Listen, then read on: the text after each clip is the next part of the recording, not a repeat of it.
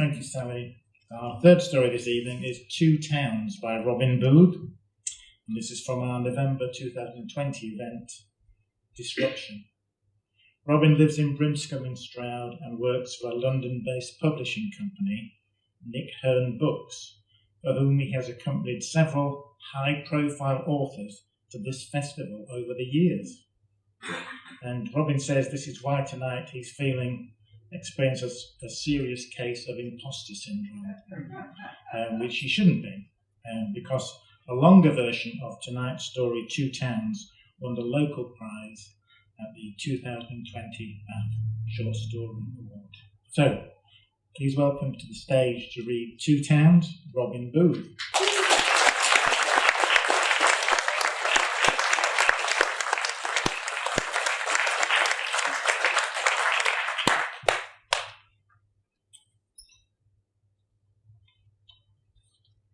Two Towns.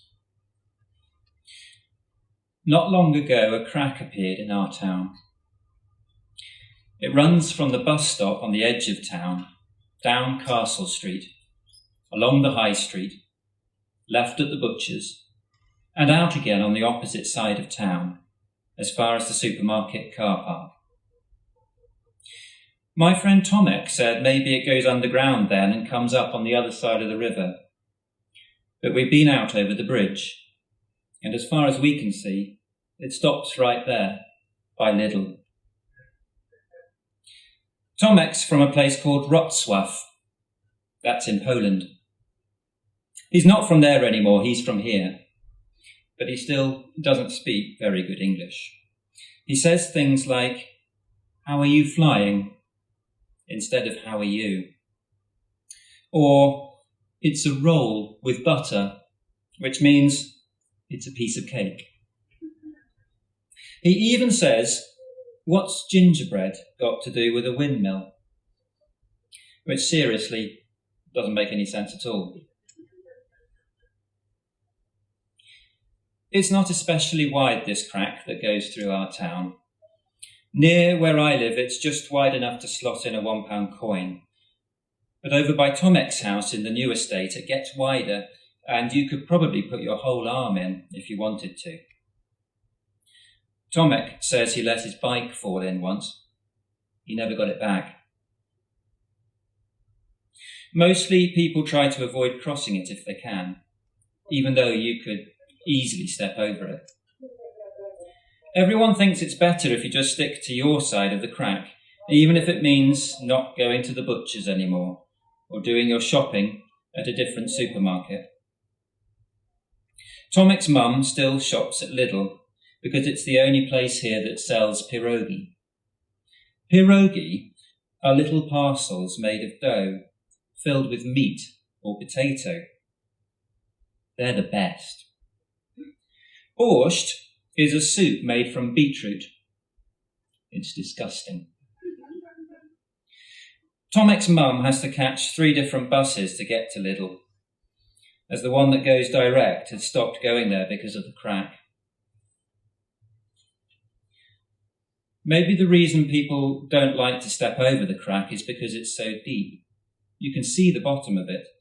You can't see the bottom of it, even if you shine a powerful torch down there. Tomek and I did that, and it just goes down and down. There's probably molten lava at the bottom, or some hideous and alarming creature, no doubt. It's the thought of it that stops most people.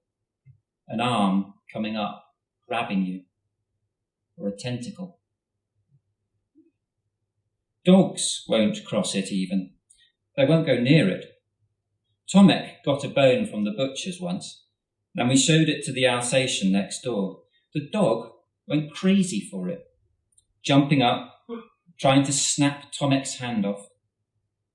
Tomek threw the bone across the crack in the street. The stupid dog just sat there howling. He wouldn't go across the crack, not for the bone or anything.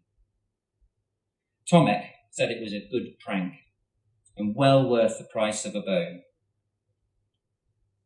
Tomek's mum has a friend who works at the butcher's. Sometimes gives him bits of meat that nobody else wants, like liver or giblets Tomek, he'll eat anything.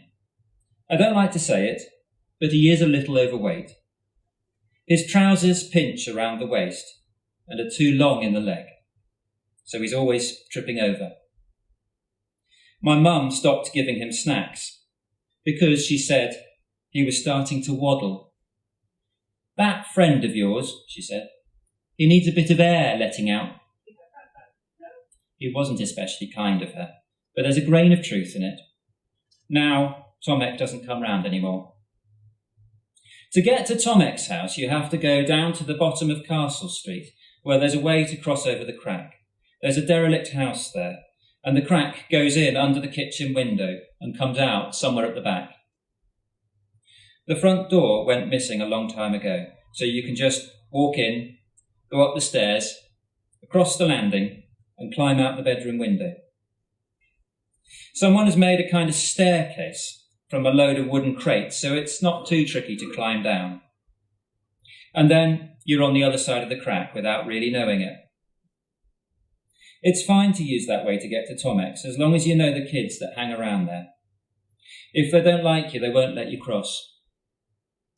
They could be difficult sometimes, but they don't mind me, and they generally let me cross without having to pay. The last time I went to Tomek's, a man was there with a load of wooden boards for one of the windows, which had got smashed in during the night. Tomek said to wait until the man was having a tea break. As soon as he turned his back, Tomek took one of the boards and we ran outside. I was worried we'd get into trouble, but Tomek said, "Not my circus, not my monkeys," which means don't worry about it. It's one of the things Tomek says. I told you his English wasn't very good. Tomek said to come with him. We went down Castle Street where the crossing house is. The usual kids were hanging about down there. I got a bit uneasy about it because they don't really like Tomek much. And I was worried that if they saw me hanging about with him, they might not let me cross anymore. So I dropped back a bit, pretending I was tired. Tomek took the wooden board he'd stolen and threw it down on the road. The noise made people stop and look.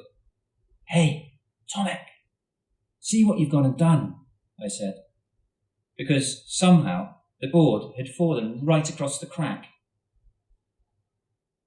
Some of the boys from the crossing house noticed and they came over to see what was going on. "Let's go," I said to Tomek. But he just said, "Not my circus, not my monkeys." Unfortunately, some of the boys heard that and thought he was calling them names. And they started saying things that made me think we should leave the board and run away. But Tomek didn't seem worried at all. He asked them what they'd give him if he walked across the board. They just laughed and said he wouldn't dare. One of them, the biggest one, who always takes your crossing money, said Tomek was so fat he'd probably break the board, and all the others howled with laughter. The big one spat on the pavement. He asked Tomek if he was trying to make a new crossing place. Tomek said he wasn't, but he didn't see why people couldn't cross wherever they liked. The big one said if Tomek didn't take his board away, he'd throw it down the crack for him, and then throw Tomek down as well. Everyone howled and jeered. I didn't expect Tomek would actually fit down the crack, but I didn't want to see them try. Maybe Tomek didn't understand what they were saying. He said, 50 pence to see me walk the plank. I tried to pull him away, but he kept saying, 50 pence, 50 pence. The big one grabbed at him, but Tomek took a step backwards onto the board. His foot was right over the crack. Everyone gasped and backed away. Some people had come out of the houses on the other side to see what was happening, adults even. Everyone was hushed, waiting. I was frightened Tomek would trip over his trouser legs and fall, or the board would break, or some horrible, scaly thing would come up out of the crack and snatch him. What actually happened was Tomek just stepped across to the other side. He turned back to the big one who grabbed at him and said, 50 pence then. Fuck off, the big one said. And if you cross here again, I'll break both your legs and your arms as well. Tomek said that he lived there on the side we were on, so that didn't make any sense. But the big one said it made perfect sense, and Tomek should go back where he came from, or suffer the consequences.